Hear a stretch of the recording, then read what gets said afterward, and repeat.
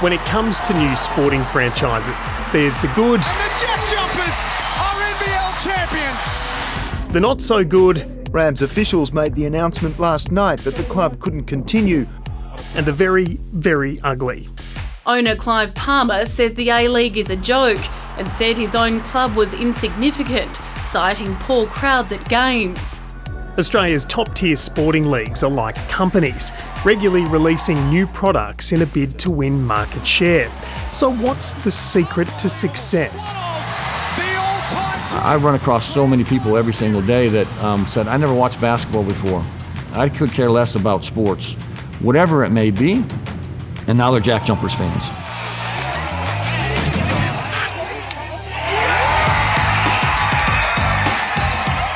The Jack Jumpers have been every league's dream.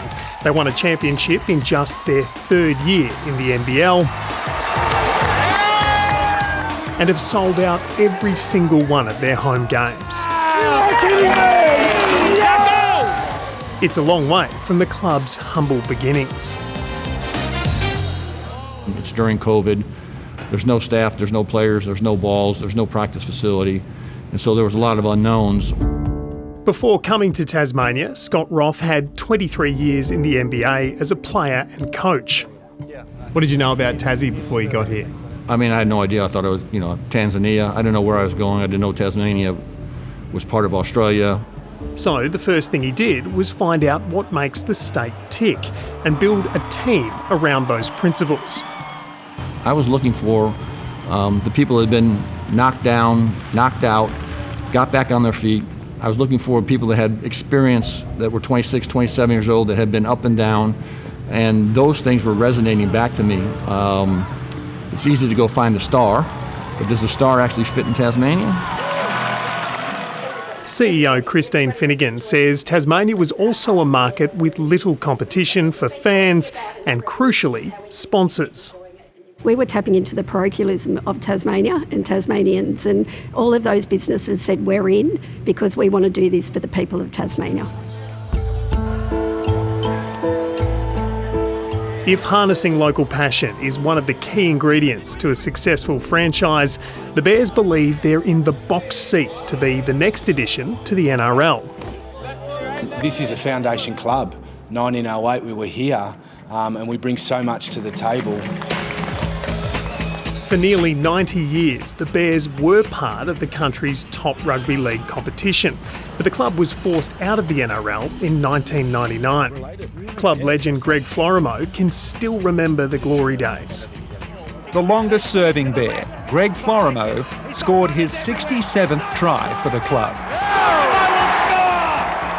The crowds were just buzzing, there's 15,000 plus at every single home game. In the late 90s, the Bears were told North Sydney Oval wasn't up to scratch, and so the team planned to move to the Central Coast. But the club went broke waiting for its new stadium to be built. And so it merged with Manly Warringah to form a new team, the Northern Eagles. The troubled union only lasted 3 seasons.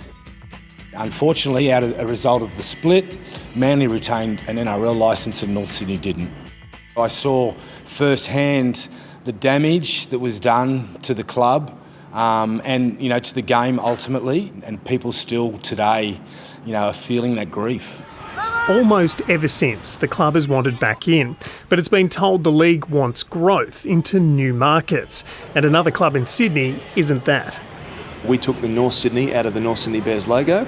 We've done a lot of work with our fans and members. They are actually encouraging us to go places.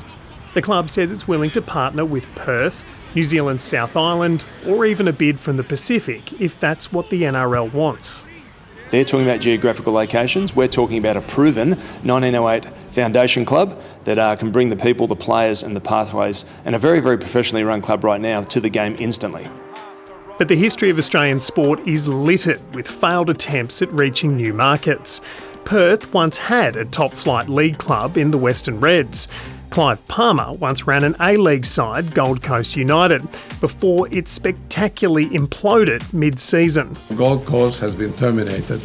And while it's perhaps unfair to compare AFL expansion clubs, Gold Coast and Greater Western Sydney, with those two, stubbornly low attendance rates suggest those areas haven't been converted just yet.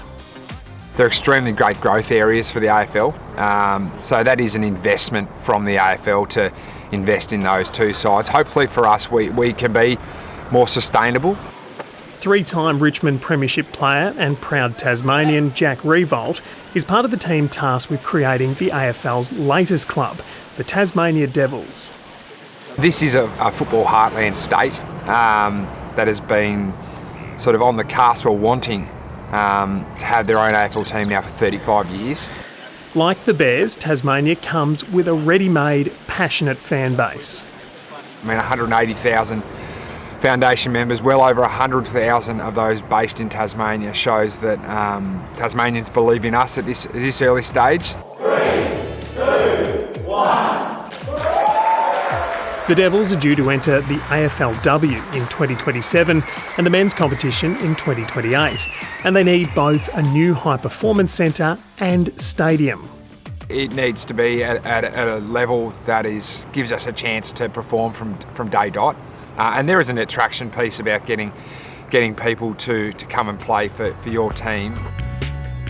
While it may help attract players, with a projected cost of at least $800 million, it's a lot for a small state to pay for a team, and there were concerns it would undermine public support. What does Tassie want? But Riewoldt believes this can be more than a sporting club. Is this potentially the agent of change for Tasmania in a whole host of other facets as well? I think there's a level of excitement from the board level about that.